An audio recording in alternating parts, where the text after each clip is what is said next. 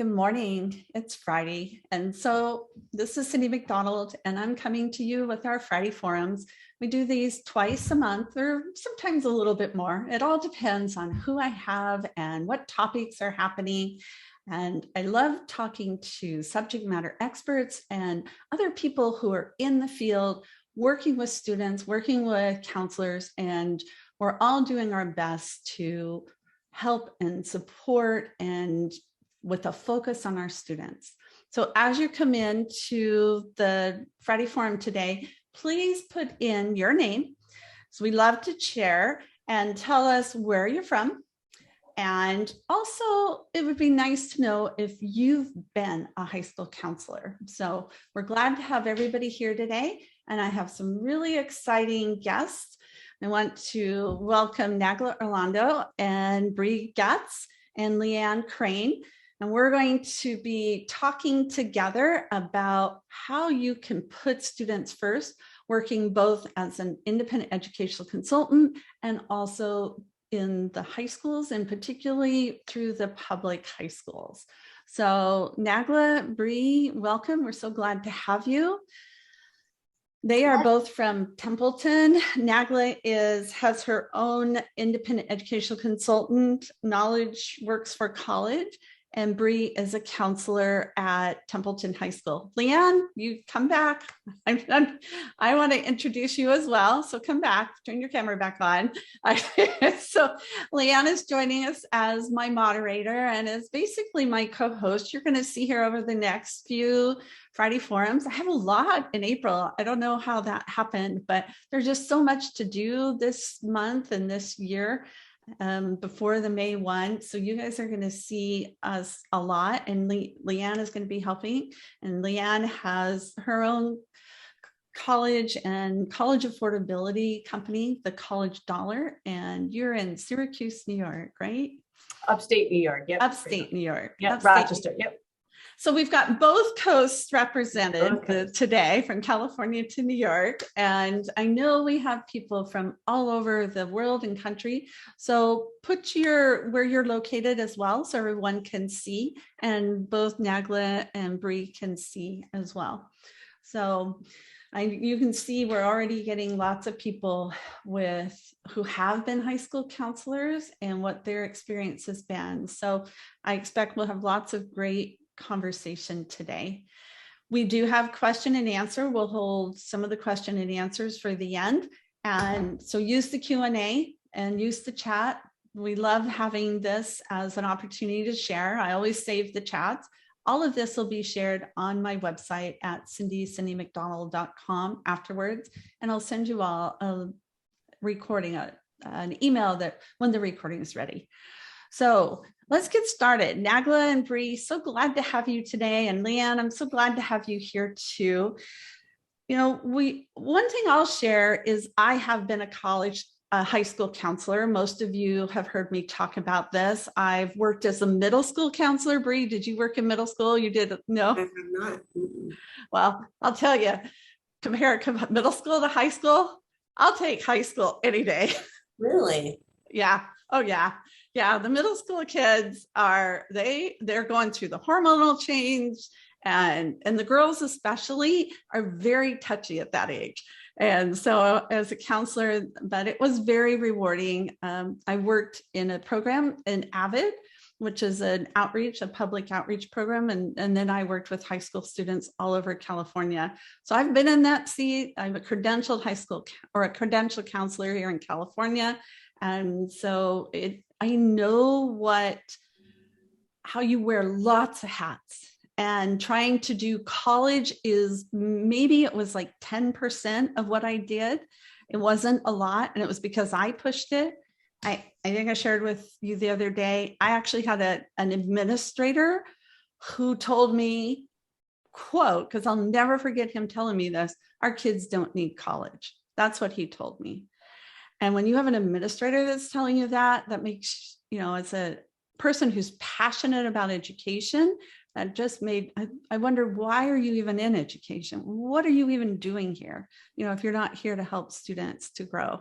So I think you and what you and Nagler are doing are just the complete opposite of that. You're helping people and students grow and helping them to find different paths. So share with us what your backgrounds are. You know, what was your background, Bree, and Nagler, what was your background? Yeah, well, my background really is in high school counseling. I have been doing counseling in some form for like 14 years, but in between my first high school that was like a low income Title I high school, I was really an intervention counselor. Then I was a college counselor. They called them academic advisor for 3 years at Cal Poly San Luis Obispo. And I wanted to get back into the K-12 setting just for like, it worked better with my personal life. You know, I was a mom, wanted holidays off and actually better pay, surprisingly. And so I've been here at Templeton for 7 years as a traditional high school counselor. Now I'm the head counselor, which I've done for, I guess, unofficially for 2 years. And, you know, I have more experience. I feel like I have opinions today I can share, you know. I'm like, wow, 14 years. I've been doing this a little longer than I thought. So. And how big is Templeton and how many counselors do you have? So Templeton, we're a pretty small school. We have about 735 students this year. And we have 3 full-time counselors. We used to have 2, but we've had 3. I was the 3rd. So ever since I've been here, there's always been 3. This year, we've used special grant funding to have a part-time, we call her a guidance tech, but we treat her like a counselor. She's really an intern, but she's been helping us a lot with some of our social, emotional, needy check-in counseling type stuff, which we still do, but she's helped us take on additional support in that area, as I think a lot of high school counselors would attest to. Yeah, is for happening sure. as a result of like COVID and just general increase in teen anxiety and lack of resiliency and stuff like that. So, yeah. Well, a lot of your responsibilities have expanded and changed. I know in my UCLA class, my high school counselor talked about how they're doing, you know, gun, you know, active shooter trainings and drills and things like that. We never, you know, I never had to do that before when I was a counselor. So those burdens have shifted so much. And I think too, having had my first experience at a very large high school and now being at a smaller high school, when you're at a smaller high school, counselors have to wear a lot more hats because there's not a designated person to do this or to do that. Yeah. So, you know, we don't have a guidance secretary that helps us maintain our appointments. We don't have an assistant principal in charge of 504 plans, for example. I do the master schedule. Like a lot of times that's an administrative, you know, role. So just because it's a small school does not mean the counselor is like less busy. In fact, I feel like more busy in this role than I ever did at this really, really big school that I was at. That makes sense. What about you, Nagla? Tell us about your background. So I used to be a high school teacher. I taught for 25 years. I agree with you, Cindy. When I was deciding on whether I was going to get a multiple subject credential or a single subject credential, I did some of my student teaching at the middle school, and I was like, yeah, no, that's a no-go for me. So that's how I ended up with the high school students. And I taught for 25 years in the science department. So I taught AP Bio, anatomy, physiology, honors, bio, just, you know, all kind of, no physics ever, but chem, bio, that kind of stuff. And then about in 2014 or so, my eldest son was the one who was starting to go through college and applications and stuff like that. And we hired somebody because even though they were at a private school and things were great, it was just having that interaction with somebody that had just a little bit more, you know, in one-on-one with them, you know, essays and all those other things that they needed to get done. And I, you know, saw this process and I was like, oh, that sounds interesting. I've been in the classroom for a long time. And I was getting to the point where I felt like I needed a change in my career. So I did it for 2 years with students that were at my school, and I didn't, have a fee. I just did it and worked with the school counselor there, and figured it out. And then that's when I decided to go back, and I went to I think it was, I don't even remember, was it San Diego or Irvine that I did my credentialing with? It was one of the two. I went back and got my counseling certificate, and then started my own business. And it worked out well because we relocated, relocated from Southern California to Central California, or Central Coast. And so it was a nice transition to kind of completely be out of the classroom and move into my own business. And so I've been doing it since paid as a paid IEC since 2016. So that is my background. So I've always been in education, but this is the counseling side has been, so what is that? How many years is that? I can't do math. Leanne, you're the math person. So years, that would be 8 years. Yeah. 14, right? Yeah. Yeah. So coming up on my 10 years pretty soon, hopefully. Keep my fingers crossed. And you've seen changes already just in that amount of time. Gosh. The whole process and everything has just shifted so much, especially now with COVID. But I think it's important that you had that background as a high school teacher. And so you also worked with counselors too at the school. And you were at both a public and a private school, right? Correct. Yeah. My last job that I had left right before I became an IEC was at a private school. But prior to that, I was in a public school, 2 public schools, actually. And then my last 10 years were at a private, actually all boy Catholic high school. So, which was completely different than the 2 public schools I had been at prior. They were, college prep. And so there wasn't a lot of navigating the curriculum there. Everybody was going to college or had the transcript that would allow them to go to college, whether they decided to or not. That was the least that you could do at that school. Yeah. Well, and that brings up a really good point is that college going culture and those expectations. So when you've got 100% versus other, things that are pulling students, that makes a difference. Bree, what would you say? Do you have any idea what the? Yeah, I was just looking at our numbers that we put in our school profile, and over a little bit over 50% of our students are A through G eligible or can apply to universities. But only about 38% end up attending a 4-year, and the same number, over 50%, end up going to our local community college. And that I've seen has been a big shift over the years of a lot of eligible students opting for community college, because our local community college offers free tuition for the first 2 years. And, that's a big draw to a lot of students. But, it's only about half of our population that's even 4-year bound potentially. Yeah. That's about what it is here in the central part of the Central Valley. As this, I work with students from 22 different high schools, and most of them, 50% of the students' high school is their terminal degree. So then out of that 50% that's left, maybe 12 to 15% go straight to 4-year school. The other ones go the community college route or go to military. 38% is pretty high then for us, I guess. Yeah. We're losing 12, 15% that could go to community college, but I guess that's still a pretty good number.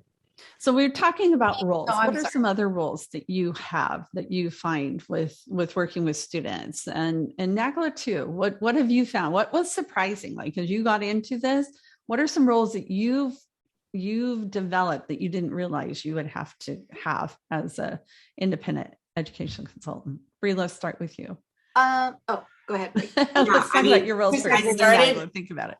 I think it's good. I was curious to know who has been a counselor, because I don't think even some of the teachers here realize all that we really have to do. hands down, like without a doubt, there's always more that I need to do than I can do every single day. So I'm constantly just trying to prioritize, like I can't finish everything. I just was listing a couple like big things, coordinating AP exams or, practice tests is something we do. Classroom presentations. I get about 70 emails a day on average. Some are junk, but, usually it's some issue. And then there's a lot of time taken with all of the community college stuff and partnerships that we do. We do a lot of dual enrollment courses here. So I'm the dual enrollment coordinator. And that's another whole kind of beast of things throughout the year to figure out. And then of course, when we meet with students for registration, that really takes up several weeks of our time, which doesn't mean all the other stuff, stops. And we're just like less available for that day-to-day stuff, but we're like committed to doing those registration meetings and helping students pick their classes for next year. We are really proud that we do that individually with all of our students, but it's a big feat. Just the registration process every year takes a long time to prepare for. And then I've already kind of, mentioned that I'm like in charge of master scheduling. And we spend about a month after that's been created resolving schedule conflicts for the next year. The students who, whose courses didn't all work together, and resolving those and calling them in and asking what are you going to do instead?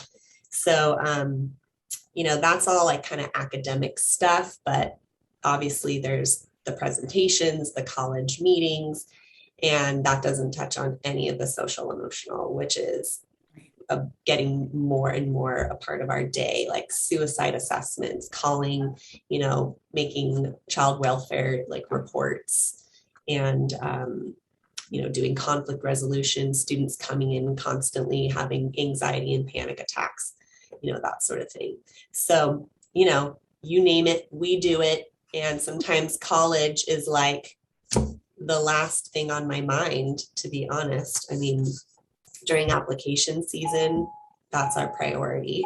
But after that, then it's a new season, and usually after college stuff settles down, it's time for registration.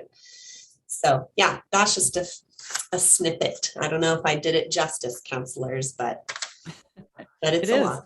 And do you end up doing lunch duty or, transition duty out there when the buses are coming and stuff like that? Yeah, luckily here we don't have to do supervision. We have been asked to substitute in classes a lot this year. I always am like, nope, I can't. Like, sorry. Sometimes I say I can if I'm like, ooh, I need to work on some emails. But yeah, there's not anything really that gets taken off your plate. It's just more little things keep, getting added on. Oh, and we're in a WASC review year. And I'm like chairing one of the committees. So that's been a lot of time during our collaboration time. That's what we're doing instead of, maybe working on a presentation together. We're doing WASC. So, oh yes, and letters of rec for Common App, of course. Yeah. Sometimes we would, like, if we heard that there was going to be a fight, and a lot of times it was parents coming on campus to help instigate this, so we'd have to be out and make sure that, we kept the peace. And, that's not something you really sign on for. When you think you're being a counselor, that's not what you envision as a, counselor. Yeah. So Nakla, what are your roles? What do you feel?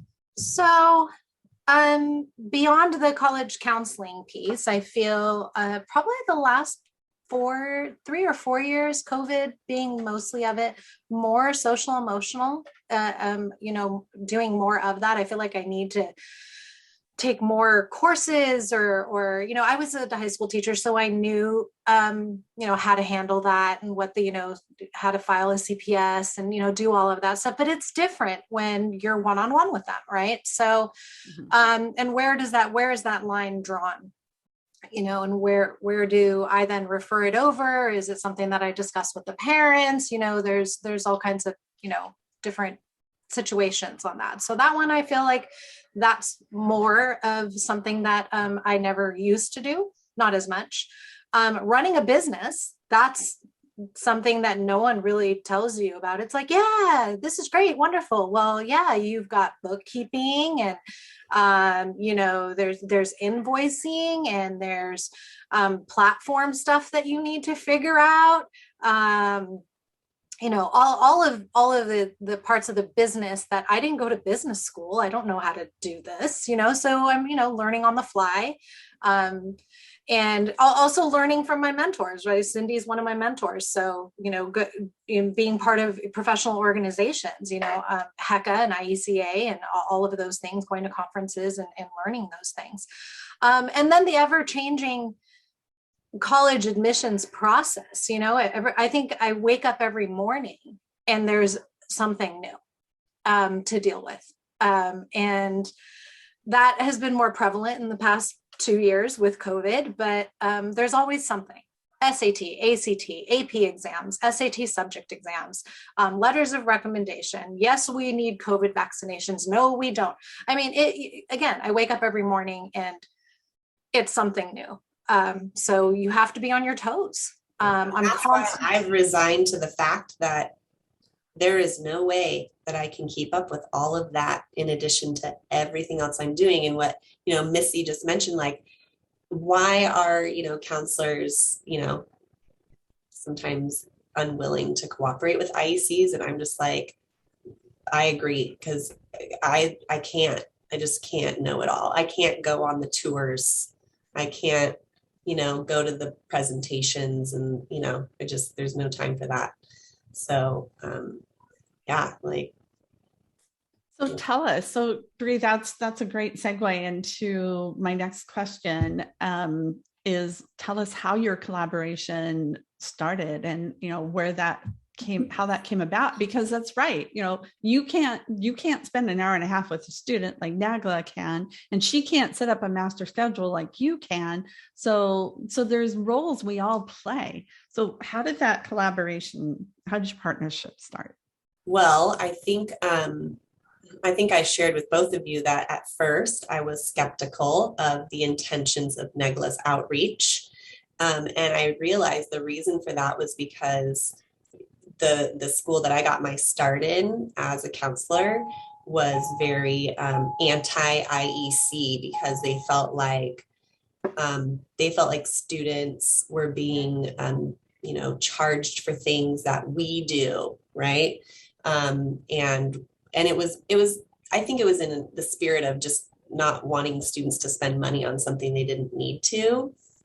And so I kind of just adopted that philosophy, like a public school counselor can do everything an IEC can do. So when Negla came, knocking on my door, I don't even think that's how it started, Negla. I don't remember how it started. I think I emailed you. I don't remember. It wasn't email. I was probably like, delete. I mean, honestly, like, I've got 70, who's this lady, that kind of a thing. It's very easy to dismiss an email, but I just have a memory of you like coming in to meet, to offer, to have a Common App workshop. And you're like, I heard you guys do college application workshops. Would you like me to do one for Common App? And I was just like, what's your angle here? And you're like, I'm not going to advertise anything. I'm just here to help. And I know a lot about Common App, and they've changed a few things. Did you know what they've changed? And I'm like, no. And you're like, so if you want me to, I will. And I said, okay.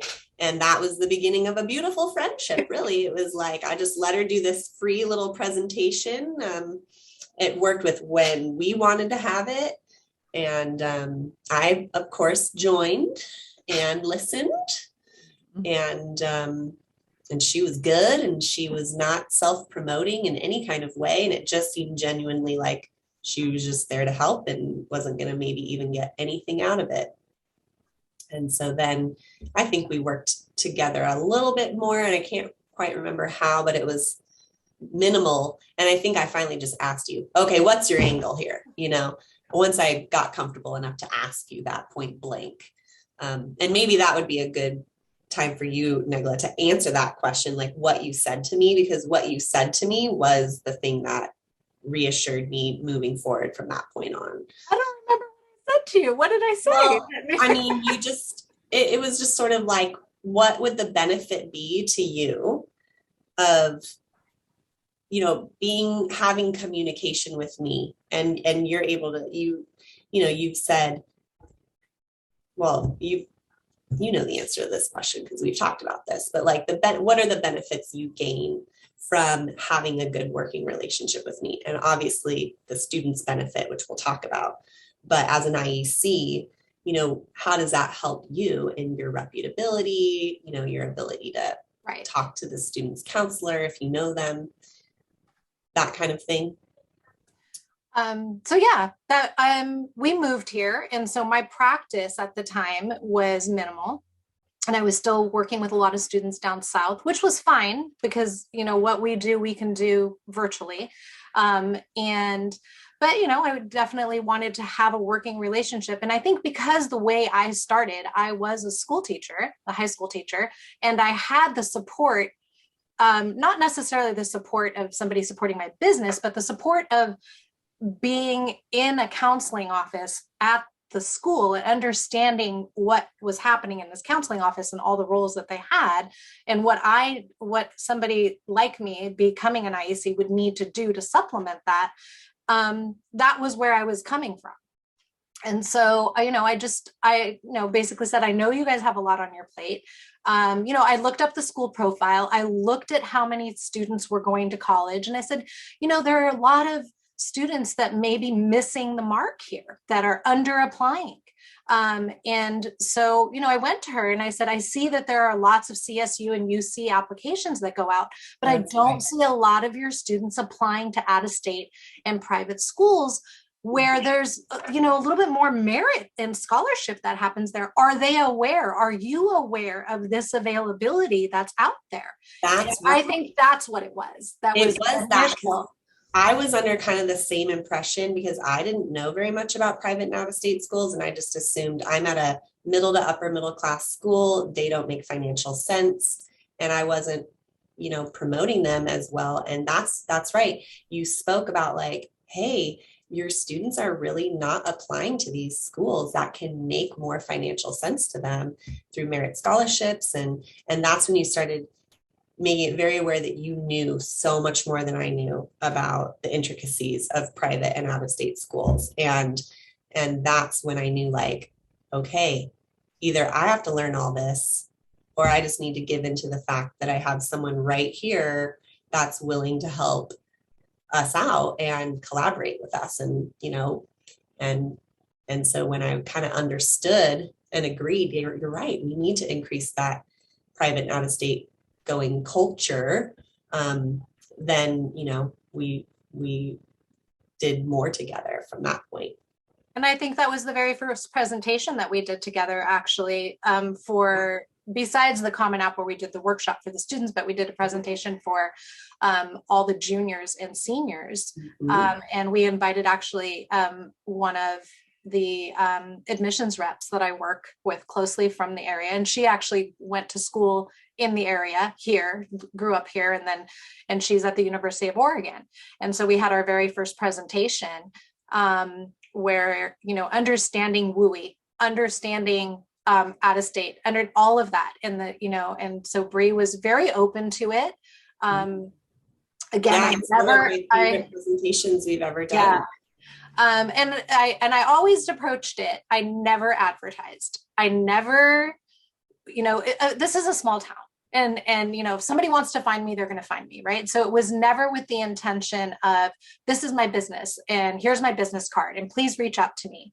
It was never approached that way. So, and I think I come from the standpoint that, there isn't a teacher on the planet that goes into becoming a teacher for the money, right? I mean, I don't know anyone, or becoming a school counselor or anything like that. So I've that's always been my mindset. It's always, what is the what is it that's going to benefit the student? And I think it's because I come from an education background. So it was, that's how I approached it with Bree. And I said, I'm here to help. I know what you guys have on your plate. And, if it works, it works. If it doesn't, I completely understand. And I think maybe the fact that I didn't push and I just kind of let her come to the conclusion that I wasn't being salesy, and then, we had that first workshop, then we had the very next, the presentation that we did this last year. She called me and she says, you just need to do the presentation. We're all too busy. We don't have time. She goes, you do it. We trust you, go for it. She says, we're going to record all of ours and then we're going to have a part 2 and part 2 is yours. And I was like, okay. So, in the end, who's benefiting? Once again, the students. Right. I really, try to, because I have the ability to read and go to conferences and visit colleges and do all of those things. And whenever I have new information, it's the very first email that goes out is to Bree and Alexa and Jessica. And we rely on those. And I said, FYI, this happened this morning. FYI, this is coming next week. And I just, send it to them so that they're in the loop and it's not a surprise because we do have some parents in this community who are really on top of it. Right. And so I would never want one of them to be in a situation where they came in and said, did you know? And then one of the counselors not know that. Right. So it's like, I try to, before anybody else is getting it, I'm getting it through HECA or IEC or NACAC or something like that. And it's like, FYI, this is coming tomorrow. Yeah. Or next week. You very politely go, you might already know this, but just in case. And I'm like, we never already know it. Thank you. Thank you for telling us. So what other ways does your collaboration? So talk more about what your collaboration looks like and what other things might you be doing in the future too? Yeah, I mean, it took a little while before we finally had some students in common, right, Negla? Yeah. Eventually, word of mouth caught on for you here and so on and so forth. And you weren't actively promoting at our site. But that has been a benefit in that just that regular communication made me feel like I could ask you something to figure out, could you find out this for me or let me know this, because I didn't have the time and you were always just so willing to do that without us feeling guilty about it. So I remember, recently just being like, hey, can you send me a list of all the direct entry nursing programs? I know you made that whole list already for so-and-so student that we have in common. And I knew she wouldn't hesitate to share that with me, even though that took a lot of work for her to put together. And then, when you have one of your students that I have, or one of the other counselors have, you have access to us if you have questions too. So it's been great. With regards to the collaboration, so for example, I don't have the ability to write the letter of recommendation or do any of those things. And I'll give an example of that one that happened this year. So we had a student who was applying to a school on the East Coast, small and private. And it actually wasn't Bree's student. It was Jessica's student. And they asked for a mid-year report. And so I told the student, reply and let them know that the mid-year report will come out after mid-year. We're not there yet. And so they replied and they said, no, we want a right now report. We want something now. We're not waiting. We want to see what the current grades are. And I was like, wow. So Jessica had to do that and get it uploaded to Common App and do that. And so, there was a loss of terminology there between the student and the school. And so I was the one that reached out to Jessica and said, hey, Jessica, you know what? They're looking to see what the current grades are. And they also need the Cuesta classes that he's taking on this transcript. So can you please kind of meld the two together so that they're getting one thing? They don't want two different transcripts. So, things like that, I can't do that. I know where to go. I know where to tell the student to go for that. But, sometimes I think students are actually scared to go in and talk to the school counselors. I don't know why. But they're afraid that they're bothering, or they're afraid that there's no, that you don't have the time, or that they're not, I don't know. I don't know what they're thinking. They're teenagers. So, sometimes, even though I tell them, advocate for yourself, you need to do this, the communication isn't 100% there. They don't know exactly what they're asking or how to ask for it. So it's nice to, be able to, I could just send out a quick email and it's done. That's just one example. Yeah. I know that like recently I've felt like I've been able to help you more and like pay it back more, where at the first few years it felt like you were really just giving of yourself to us.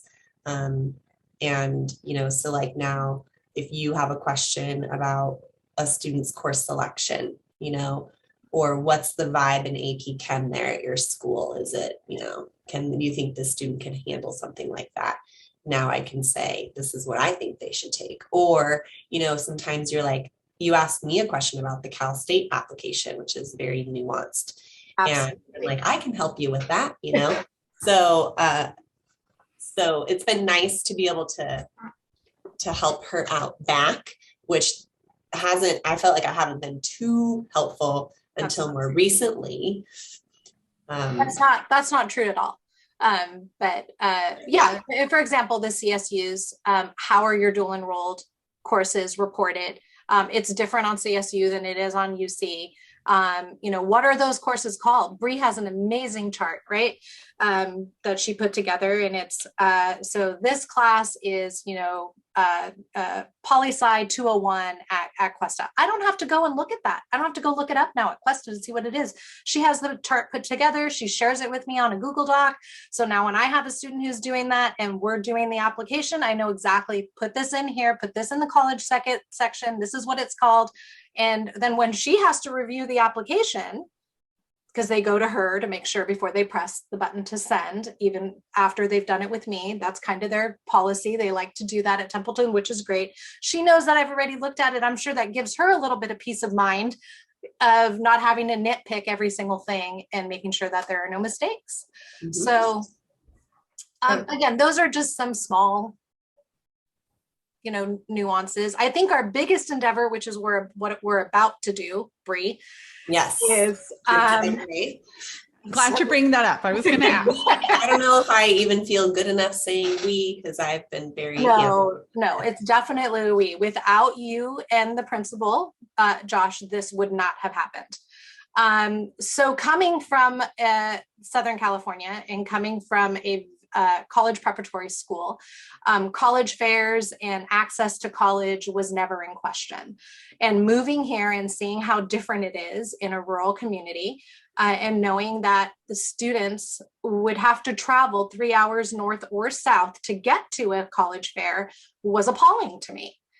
So I got on the phone with my regional ACAC, which is WACAC, and said, what the heck? Like, why do you just skip over the entire middle part of California?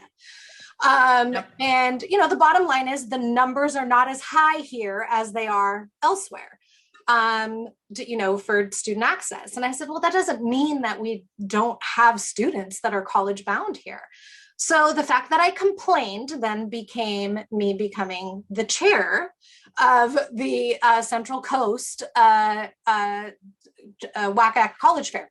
So that's now my title. And we are putting on together, and I needed a place to host it. And so I went to Bree and Josh and I said, you guys want to do this? And they both were wide-eyed and bushy-tailed and said, absolutely. How cool is this? What do you need from us? And I said, well, I need your gym and I need a little bit of manpower. And they were like, you got it. So we are doing that. April 21st will be the first one. And we have over 110 universities and colleges from not just the nation, but from the UK and Australia, schools from everywhere coming. And we're going to have our very first big college fair, WACAC sponsored. Yeah. We're smack dab in the middle of LA and San Francisco. So they're all kind of going from San Francisco on down to LA. Mm-hmm.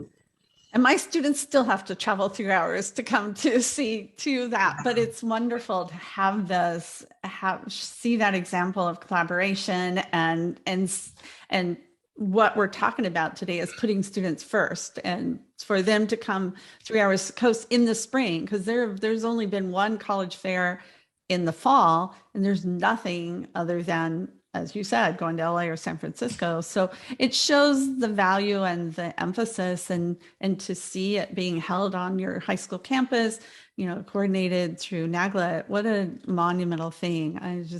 My hat's off to you. Yeah, NAGLA's doing a lot of work on that. It's going to be great. It's going to set a new, probably tradition. I hope so. As long as she's willing. I'm going to get a new hat as event planner. I was just You are, absolutely.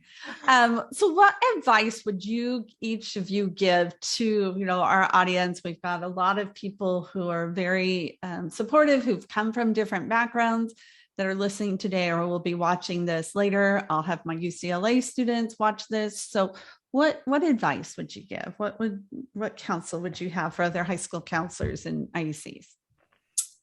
I think the first thing would be try to get on campus and meet with one. Missy's little box comment there is super sad. It sounds like, they're not even letting her onto the campus to even. That is sad. I think I know that you ended up meeting with the principal about some idea you had, and then kind of walked by our offices on your way out to kind of introduce yourself or something. You didn't even ask for an official meeting with me. You kind of found a way to make a meeting with someone and then swung by and introduced yourself, if I remember correctly. I think you know what it was? It was about the movie, The Test. And that's what it was. And they were at that time exclusively showing it at high school campuses. And I was hoping that, and this was before Josh came on, and I was hoping that they would have, give us the opportunity to show it there. And he didn't want to do it. I remember that. That's what it was. I think that was my first segue into the school. Yeah, I mean, I think when I found out you always do one pro bono student, I really liked that.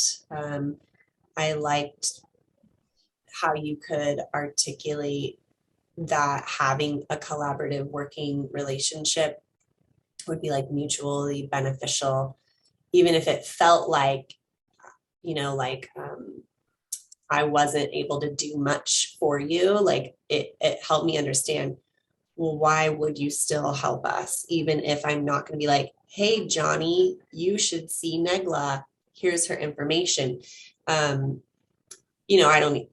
Ethically, I'm not really even supposed to do that. Right. So, being able, if you do catch the ear of one counselor to sort of explain your angle, was really reassuring and kind of, put my defenses at rest. And then because I was sort of on board, I was able to, tell my other colleagues, oh yeah, she's all good. I work with her, you're good. And then, it gives me the opportunity, if I have a connection with a counselor at another high school, we haven't quite had to use that yet, but I know you've run into some barriers at other sites. And I'm kind of well, that's their loss. We want you, and I don't want to have to share you necessarily, but if you ever needed me to promote something that you were doing or whatever, you just need one counselor to believe you, I think. And helping them understand, there's no way you'll know as much as I know. And I know that your regular emails that you'll send, hey, yeah, did you know about this? Or, if you were to send an email, these are all the best schools for business that I put together in case you wanted just to kind of keep that coming and keep that communication there. I would imagine eventually something could change there. So I wouldn't take the first no as like, oh, I can't do anything there at that school, like stick with it would be my tip. I would agree with you 100%. My first contact with the principal was a no, we're not showing that here. And I was like, okay, not a problem. And that you're right. I think I made a right turn and went into your office and said, hey, hi, how are you? And then, continued to send stuff over. I'm looking back at one of the questions, like, what are some other ideas and how to reach out to counselors? I really, really would approach it in the sense of just give, whatever you have. We have as IECs, and I'll say this again, we have the luxury of time. Okay. We're busy and we get into our seasons and all of that. And don't get me wrong, I'm not saying that, we're not busy and we don't get inundated. We do, but we have the ability to not have all of those other responsibilities that Bree and high school counselors have, right? I can, get on I was on a webinar before we started this. I can get on another webinar. She can't do that. She's got students waiting out in the hall, or she's got an administrator waiting to meet with her, or this, that, or the other thing. So I'm constantly being inundated with updates and information and this kind of stuff. And just providing that and saying, hey, this is what's happening out in the college world. This is something I put together, ways to brainstorm for an essay. So if somebody comes in and is, looking to, they don't know how to start their essay, here's something on like great brainstorming activities. Here's a comparison of a SAT and ACT, like which one is better for you to take? Because they always ask, which one should I take, SAT or ACT, right? So, just giving her as much information, or giving them, I shouldn't say her, giving them as much information as possible, and approaching it from the sense of not getting anything back. And that's what I did. I wasn't expecting anything. The fact that this grew into this, we get on the phone now. I went to San Diego for a meeting and she was like, oh my gosh, you have to go to my favorite restaurant. There's a friendship here now. It's not just a working relationship. Yeah. And so it's, it takes time. It takes patience. It takes, professionalism, definitely. I'm trying to think of what else, understanding that the initial contact could feel threatening, and try to approach it in the sense that I'm not here to take your job. I'm not here to highlight that you don't do your job. I'm not here for any of those things. I know how busy you are. And I guess coming from a school setting, I had the ability to say that and be authentic. I do know what it's like to be on the other side. I know what it's like to write letters of rec and be inundated, because I did it. And it's like, and you want me to grade papers and teach and do this and write letters of rec? So I know what that's like. And so maybe putting yourself in the other person's shoes first and seeing what that's like would be my, Yeah, just know that I'm sure everyone already knows that like you will be met with skepticism. So just put it all out on the line as soon as you have that chance and read the room, but don't like avoid having that conversation. And I also just remembered, Negla, really what I think one of the next things that kind of sold me was you swung by my office. We talked for a little bit. You told me about the out of state thing, how, really it's that it can be a good fit for students. And what do you think? Why do you think so many students aren't doing that? But then you did that little common application workshop, and then you offered to come to all of our other college application workshops, just to be a fourth person in the room helping students on the computer with their college applications. To me, that's how I thought of you for probably 2 years. Like, ooh, Negla will help us in college application workshops. And I'm going to let her know the dates, because we always, there's more students than we have, and we're running around, telling them what to put in here and there. and to hear your conversations with the students in those workshops. We would always chat afterwards. I would hear you be like, wait, you're only applying to UCs with a GPA like that? Well, have you thought about merit scholarships? Oh, you don't know what that is? Let me tell you. And I would like overhear these things. And that's when I like slowly come to find out that like, you know more than I know. You always will. And I should not be threatened by that, you know? And that's not true. I don't know more than she does. Well, in those and she in knows those more, areas, she knows more than I do when it comes to the CSUs and the UCs. I go to those workshops and I'm actually learning it from her and the other counselors. And it's like, oh shoot, you're supposed to be putting it there, because the majority of my students do use Common App, and the UC and the CSU application is so easy. I rarely help them on that, right? So I do, but it's not the same as doing the supplemental essays and the, you know, the personal statement and all the things that come along with the Common App. So I have learned and grown in this process so much. Also, it's definitely a mutual symbiotic relationship. It is not. I know that Bree doesn't feel that way, but I'm correcting her right now. So feel corrected, Bree. I'm glad. I want to point out a couple of things. Yes.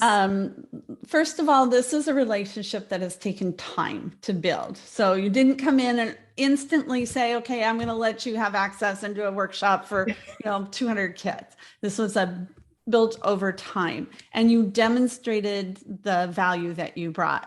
And overhearing, those conversations, I can understand, Bree, I would have done the exact same thing, listening, making sure. I mean, I've been in situations where I've done workshops and they had somebody else come in and that person was making promises and things that I knew weren't right. And then I had to go back to the counselor and the school or the principal and say, did you notice this? I noticed this. What do you think? So building that relationship and building that trust, and you really, your conviction and your motivation was really demonstrated in that. Also working together. And so I wanted to highlight another thing that we can do both as counselors and as high school, working in your regional organization. You talked about WACAC. Really strong proponent of joining your professional organization, especially counselor. We had a San Joaquin counselor organization that I worked with. That was very crucial. That really helped me to get to know people. And this is when I was a counselor, but then other people were a part of that. And being part of WACAC, I worked right beside other counselors, high school, college people, and that built credibility and built trust. So building that trust, you can do that in many different ways. And the other thing I also wanted to highlight too, that came up, Bree, in the very beginning is, the counseling programs across the country, and I don't know about internationally, but a lot of times they don't cover college. They don't teach you how financial aid works or college affordability and how you can pay less to go to a more expensive school. And so unless you find that out serendipitously or through the process, how are you supposed to know? There's no way for you to know that.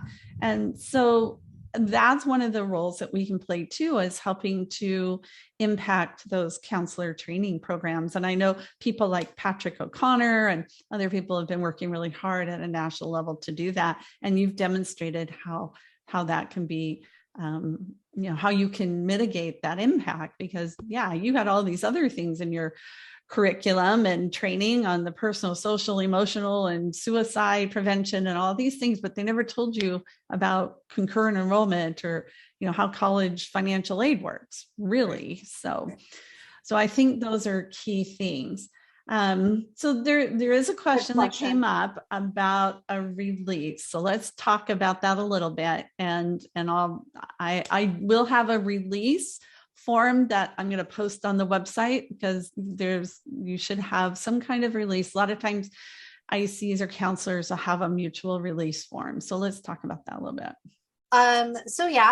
There should be a release form that is signed. Probably the best protocol to have as an IEC to make it as easy as possible on the school counselor is to have that signed during your onboarding. of your student. And so have the family and the student sign it so that you then have it on file.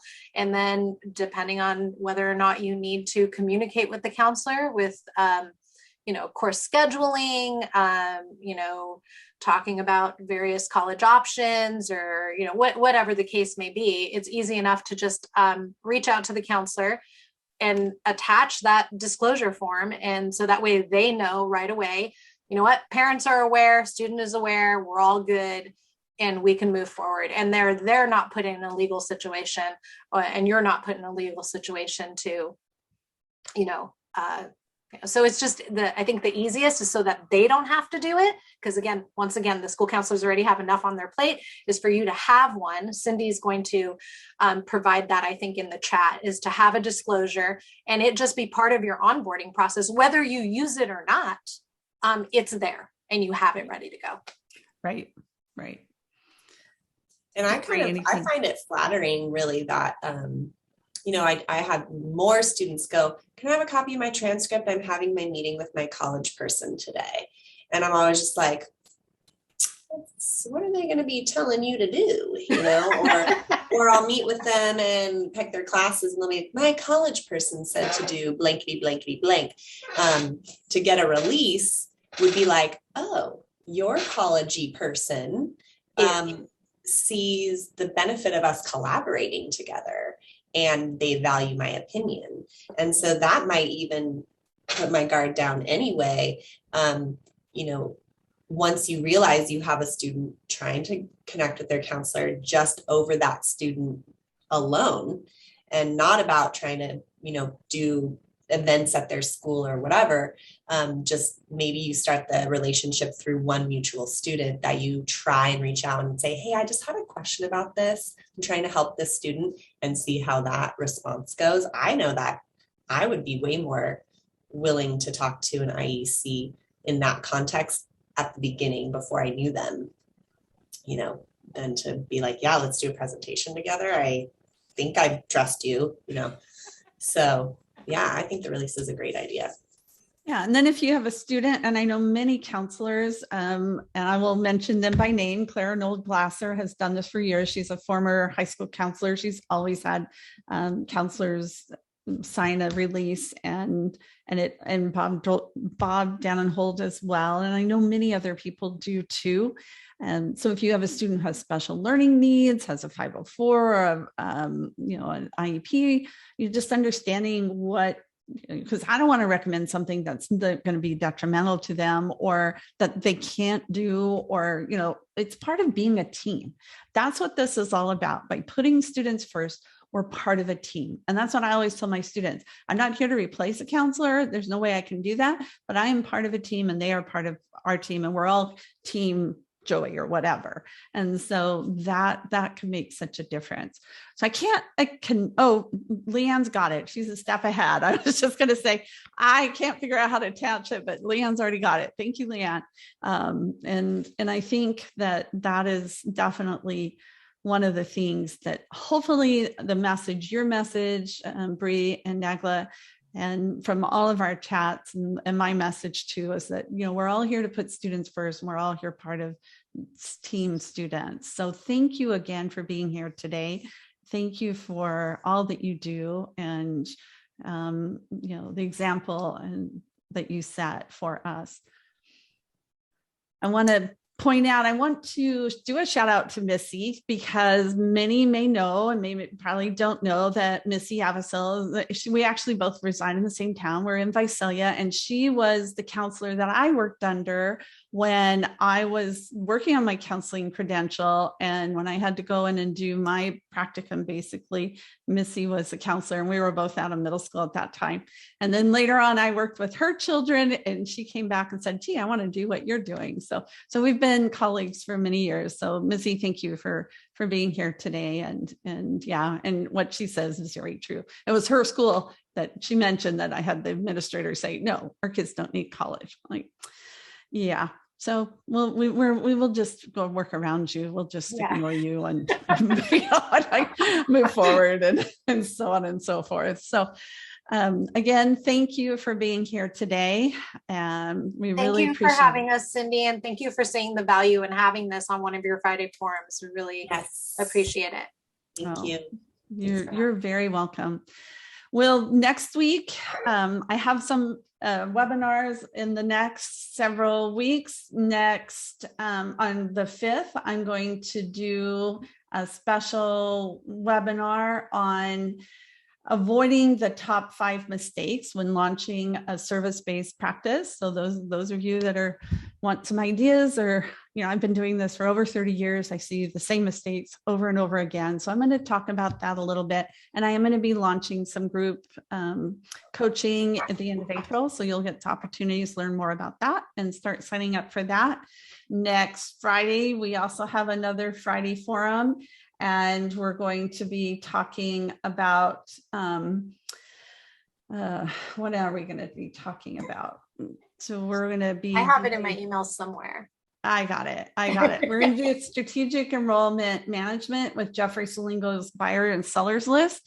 And Leanne's going to help me with that. So she's going to co-host me on that. We're going to dig in. I'm going to show you pictures, and we're going to talk about what this means in real life.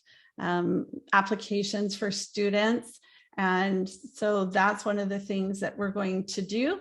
And then we'll have our special on a Monday. Many people say, oh, April 18th is not a Friday. That is true.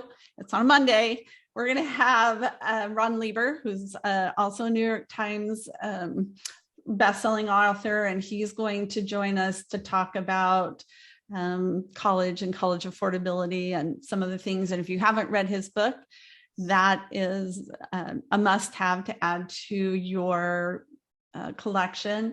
And then the end of April, we'll have an open forum, and we'll just talk about this season.